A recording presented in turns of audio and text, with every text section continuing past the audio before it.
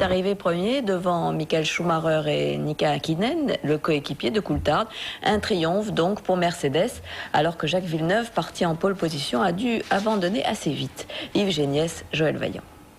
Première désillusion pendant le Tour de Chauffe, c'est Demonil, le champion du monde, qui immobilise sa monoplace. Problème d'accélérateur, il ne prendra pas le départ.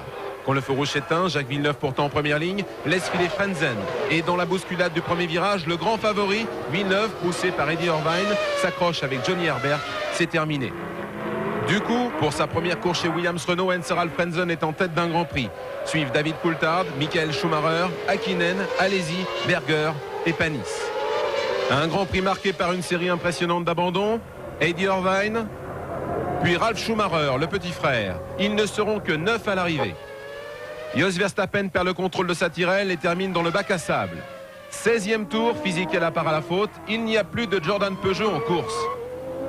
Au rythme de 1 seconde et demie au tour, Frentzen creuse l'écart sur ses poursuivants. À l'occasion des ravitaillements, l'Allemand va céder la première place à la McLaren de David Coulthard. Choix différent de stratégie entre les écuries.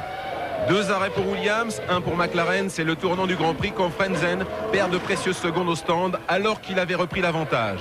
Coulthard est donc en tête devant Schumacher. Et à 2 tours de l'arrivée, Frentzen, alors 3e, victime d'un problème de frein, perd le contrôle de sa monoplace et tout espoir de victoire.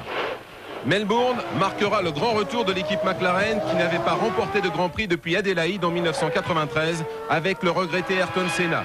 Michael Schumacher termine 2e devant l'autre McLaren de Mika Häkkinen. C'est le carton plein pour l'équipe de Ron Dennis et la déception pour Williams Renault. À noter la 5e